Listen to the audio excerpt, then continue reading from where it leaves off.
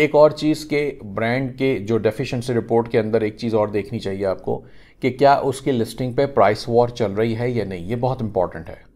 Price war से होता क्या है कि ब्रांड की वैल्यू डेप्रिशिएट होती है, प्रोडक्ट की डेप्रिशिएट होती है। इस वजह से अक्सर ब्रांड को ये चीज़ बुरी लगती है, लेकिन ब्रांड्स इसको रोक नहीं सकते क्योंकि वो खुद तो बेच नहीं रहे, लेकिन उन्हें बाज़ वक़्त पता भी नहीं होता कि ये उसको रोक सकते हैं। इसका एक तरीका है, वो आपने एजुकेट करना होगा। उनको सिंपल बताएंगे कि जी मैप पॉलिसी क्या है या मिनिमम एडवर्टाइज्ड प्राइसिंग पॉलिसी क्या है, मैप इसे कहते हैं। तो इससे क्या होता है कि एक मैप पॉलिसी बना दी जाती है। जैसे आप देखेंगे कि अगर हम पाकिस्तान की बात करें और लेस के चिप्स हैं, फॉर एग्जांपल कोई भी पैकेट है 50 वाला 100 वाला चिप्स आता है ना, उस पर पैकेट के ऊपर ही प्राइस लिखा हुआ है कि जी ये 50 रुपये का है। अब कोई इससे ज़्यादा या कोई इससे कम में इसको नहीं बेचे। कम में शायद बेच दिया करते हैं कुछ लोग, लेकिन ज़्यादा में भी बेचते हैं। लेकिन एक है कि जी ये मिनिमम प्राइस है। ब्रांड की प्रोडक्ट्स यूएस में मैप पॉलिसी, यूके में अप्लाई हो रही होती है, हर जगह होती है। ब्रांड से जब आप प्रोडक्ट खरीदते हैं, ब्रांड कहता है कि जी ये फलां प्रोडक्ट आप खरीद रहे हैं, लेट सपोज आप ये खरीद रहे हैं, ये प्रोडक्ट है, तो कहता है कि जी ये प्रोडक्ट जो है वो 1000 रुपये का सेल होगा मार्केट में, इससे कम का नहीं होना चाहिए। तब आप इसको 999 का सेल नहीं कर सकते या उससे कम में भी नहीं कर सकते। आप 1000 रुपये से ज़्यादा पे सेल कर सकते हैं, 1050 पे सेल कर सकते हैं, 1100 पे सेल कर सकते हैं, 1000 से कम नहीं कर सकते। ये मिनिमम एडवर्टाइज प्राइसिंग है।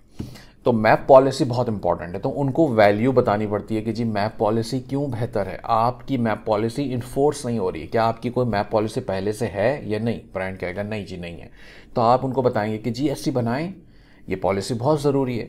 आप अपनी प्रोडक्ट की रिटेल प्राइस तय करें कि इतनी होनी चाहिए और उसको मैप प्राइसिंग में डालें, मैप पॉलिसी में डालें।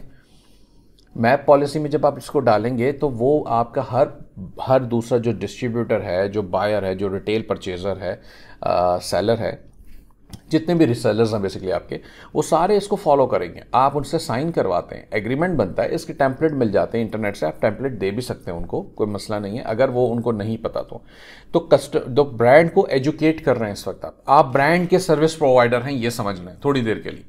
आप ये भूल जाएं कि आप अमेज़ॉन सेलर हैं। आप ये समझें कि आप एक ब्रांड को सर्विसेज बेचने आए हैं या सर्विसेज देने आए हैं, और वो भी इस तरह कि वो ये समझ के कि ये ब्रांड आपका अपना है। ये बहुत इंपॉर्टेंट है। अब आपने मैप प्राइसिंग की बात कर ली। जब आप ब्रांड को बताते हैं कि जनाब आपने एक तय कर ली है मैप प्राइसिंग, हर कोई फॉलो करेगा, तो प्राइस वॉर नहीं होगी। जब प्राइस वॉर नहीं होगी तो इसका मतलब यह है कि वो ब्रांड की, वो प्रोडक्ट की वैल्यू डेप्रिशिएट नहीं होती। कस्टमर्स जो हैं वो फिर इधर उधर ढूंढना शुरू करते हैं। जब अब देखिए ना, आपको भी पता है, मेरे भी जहन में है कि अगर 100 रुपये वाला लेस का चिप्स का पैकेट मैं लूँगा जाके, तो वो मुझे हर जगह से सेम प्राइस में मिल रहा है ना, मैं कहीं से भी ले लूँ, कोई प्रॉब्लम नहीं है। तो मैं प्राइस रिसर्च नहीं करता उसकी। मैं ये नहीं सोचता कि अच्छा जी अगर मुझे 100 पीस लेस के चिप्स लेने हैं, 100 लेने हैं, तो मैं किस स्टोर से लूँ, मैं किसी से भी ले लूँगा, सब 100 के ही भेज रहे हैं। अब मैं ये ढूंढने जाऊँ कि जी ये कहीं मुझे 95 का दे दे, कोई 98 का दे दे, तो वो तो उस वक्त होगा जब मुझे ये पता हो कि इसमें प्राइस वॉर हो सकती है।